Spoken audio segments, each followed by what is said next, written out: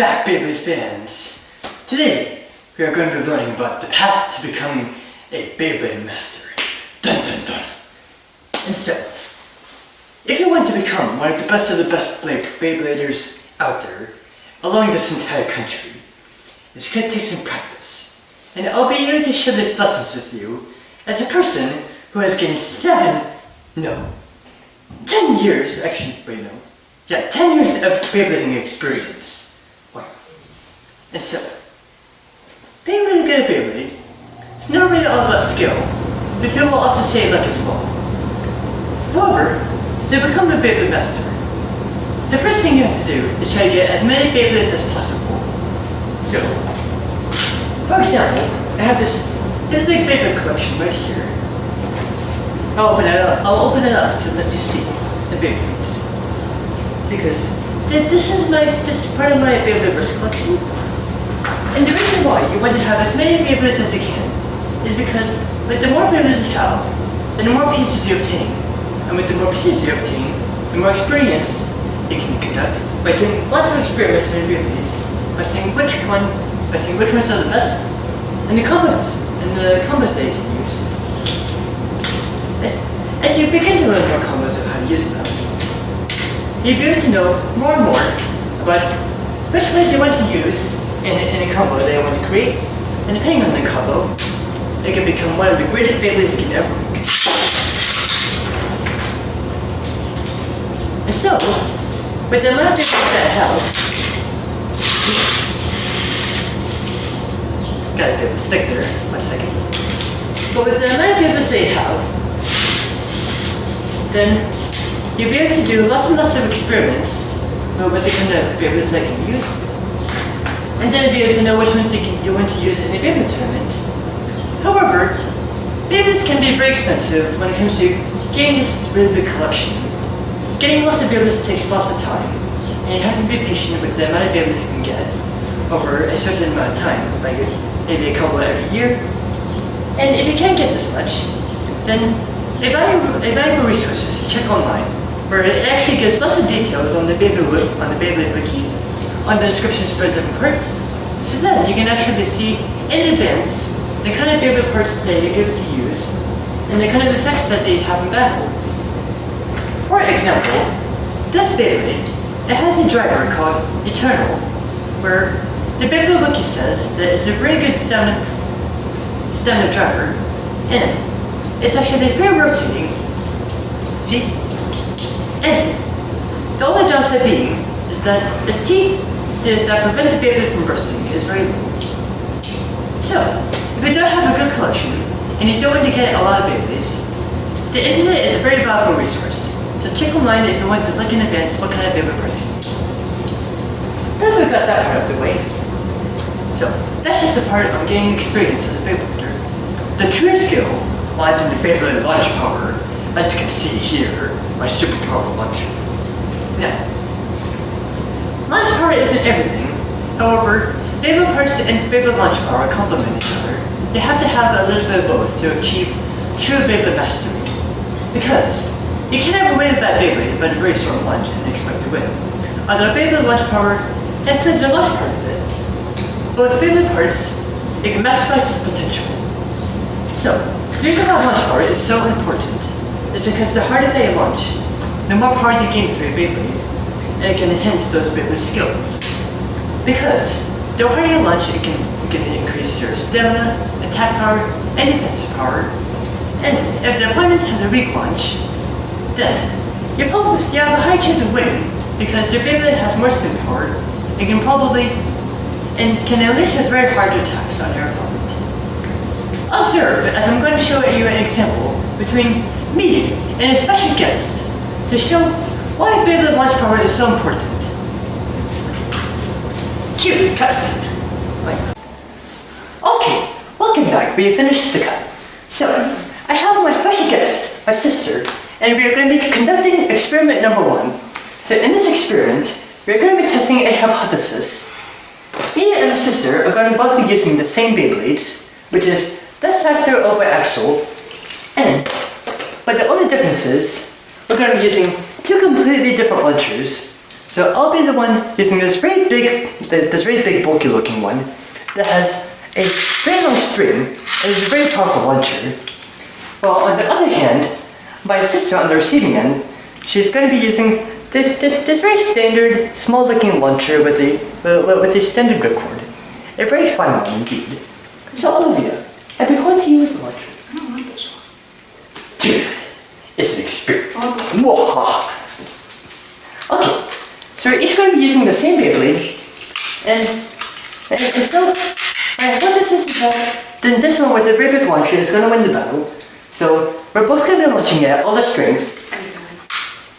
Sure, you might win if you're strong enough. And so we're going to be launching as high as we can, and the person with the harder launch power is going to win the battle. And I'll show that launch power is very crucial in determining the match. Okay, are you ready? No. Okay. 3, 2, 1. Let it. Okay. So my Beyblade is the black one, and Olivia's is. I'm the black one. Oh, sorry. Mine is the purple one, and my sister's is the black one. Okay. So I'm gonna just hold the current. I win. Oh wow! I thought this was fault. So apparently, Olivia's launch was very, very strong. So that means that even if you have a very powerful launcher like this one, if the other person has a weak launcher but launches with a very strong launch power, they can actually overcome the odds and win the battle. So that shows how important a launch is, because the harder you launch, you have a high chance of winning, even if your opponent has the strongest launch ever.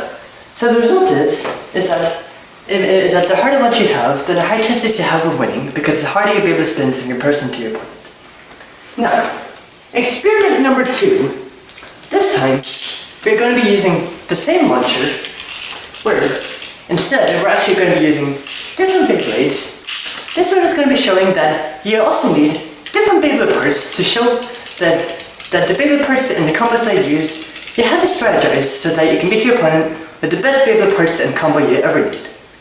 Now, I don't have another of the same launcher right now, but I'll cut to the time when I'm going to be having the same launcher that Famous Sister can use. So, 1 second. While I'm gone, you can see my kitty cat laying on the ground as I go get the launcher. Okie dokie, intermission.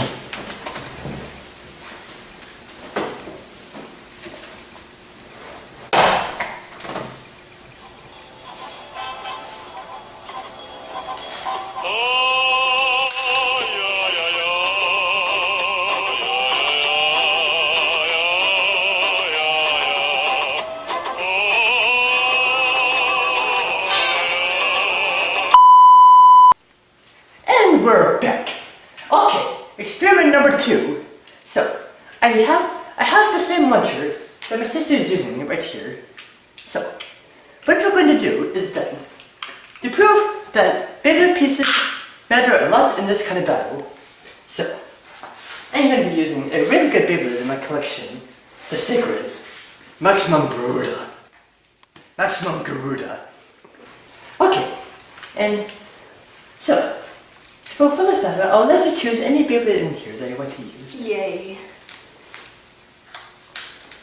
Now, what we're seeing is that Beyblade parts have a large contribution in the battle because you can choose attack, defense, stamina, or balance, and the Beyblade parts you use each have a level of power that they have in forms of tier and power, and that they have a large range of how many Beyblades they can beat in a battle. So what did you pick, Olivia? This one. Ooh, you picked Revive Phoenix. That's one of the best Beyblades ever. Oh. Okay. Now, because Olivia she has chosen a very worthy Beyblade, I'm a little uncertain if I'll be able to beat her. So I've chosen this Beyblade because it has a round layer where when Beyblades start to attack it has very low friction so that it can still keep spinning. And with this driver, it has lots and lots of stamina, and with the force disc, even if it starts to go into the ground, at least because it's smooth, it will cause it to spin for a teensy bit longer to give it the greater edge. So this is a stamina type, and for my sister, she's using Revive Phoenix, a defense type, which is super cool power. Is that if it gets hit hard enough, it has this little armor around it, where it will actually come off and go in the stadium, and it can actually be like an obstacle, which is really cool. So these two powers are going to collide, and we'll see which one is the better Beyblade. Dun, dun, dun. Here you go. Okay. So we're going to be using the same launchers. I broke it. Oh no. You already fixed it, Steve. I broke it. Oh no. I know when to break things. One back. But when you try to put it on, try to like you're holding it. Okay. So we're both going to be using the same launcher. Now we'll see which Beyblade is better. So experiment number 2. Same launcher, but different combo Beyblades. Let's see which one has the determining factor of victory in this battle. Ready? 3, 2, 1, let it. As you can see, Maximum Gorilla is going on the offensive. It's attacking Revive Phoenix. Revive Phoenix is calling it duplicate, and you're not gonna beat me. It's a little higher than Maximum Gorilla, which exposes the only weakness. It's weak to higher up attacks, which causes it to go off balance. Oh no! I have lost! My sister with Revive Phoenix is the winner! So, and that is the end of the battle. So, the reason why my sister won is because strong. Yes, that is one part. And also, because Olivia has the better Beyblade, in which this Beyblade is very good, but its only weakness is that when it hits the bulb like on the top side, it can knock it out of bounds very easily, and when it hits the stadium, the layer causes it to scrape against the stadium and loses stamina drastically. It resulting in a self-knockout. And because this Beyblade is actually a teensy bit taller, and is able to hit from above, it gives Olivia the advantage. Plus, because of the extra armor that it uses for its added attack power. So that shows that you have to be very careful with the pieces that you choose for Beyblade, because there are a lot of competitive users out there that know very good combos, and they have to use lots of practice, in which you have to have as many Beyblades as possible, or look online for research on the Beyblade wiki, so that you can know which Beyblade parts are best and which Beyblade parts are bad. Now, those are the 2 experiments that show the significance of Beyblade power, Beyblade launch power, and the power of combinations. That is the end of the experiments. Thank you, Olivia, for you're a great hope, and you're very strong in battle. You're worthy of a Beyblade master. Okay, so those are the end of the experiments. We shall go back to the regular lesson now. And now, end cutscene. Okie dokie. We have now finished the 2 experiments, and that was really cool because we got to learn lots about the power of launching speed and the Beyblade's power when it comes to the Beyblade parts and the way they modify them. So, basically, I had that hypothesis with the launch speed, where the harder you can launch, then the higher it guarantees the battle, the victory of the battle. And that what I was doing is that I had a very powerful launcher, and we were using the same Beyblade, so I was hypothesizing that the bigger launcher would be winning the battle. But no, my hypothesis is actually proved wrong, because it's actually possible for the person with the weaker launcher, if it's possible, actually, because it can actually be possible where the opponent can be so strong that they can actually have a launch that is even harder than the greater launcher itself, which kind of acts. Which makes up for the weaker launcher's lack of power. So it's really cool. So basically, that proves that Beyblade launch power is very important, and that the harder that you launch, it can make the victory of a Beyblade battle increase significantly. Then there's the Beyblade parts, where you actually have to have the right parts and lots of research back then to know which Beyblades you want to use, and then which appropriate ones you want to use for battle.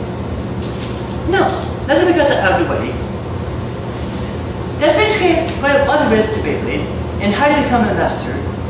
Then that's basically kind of the only amount of skill that you need, where it's basically just launch power, and the right pieces that you need, that use them better.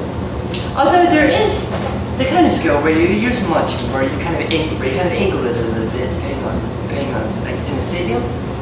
Though that's only a minuscule part. Though, like for attack types, you want to have the launcher angled down a little bit so that they can be able to hit the center more. But anyways, yes, I'm getting off topic. But that's how you actually become a master in Beyblade, and it's really cool. And I hope that I've covered everything. And that's how you become a Beyblade master. So remember, it takes lots of training and practice and experience, so that remember that you have to have lots of Beyblades so that you can actually experiment with them and use them firsthand, instead of just researching the videos on YouTube. Because remember, the people on YouTube doing Beyblade battles, they might have a completely different launch power than they have, so that it's better to get the Beyblade firsthand so they can experiment on their own. But if it's not possible, remember to use the internet as a resource, because that's the second best option. And I wish you all luck, because Beyblade is awesome, and I want to spread the excitement of Beyblade as much as possible, because Beyblade as a hobby, I've come to really love it, and I really hope that I can make others love it as well, even at my age, since people my age in high school, they start to lose interest in Beyblade. But as long as you can bring me back, as I mentioned in my previous video, for how to find worthy opponents, bring it to your public area, and I'm sure that there'll still be those, no, even more than you expected, therefore, those kind of people that really love Beyblades. And that concludes my video. Now, as the old saying goes, 3, 2, 1, are you ready? Let it rip! Yeah!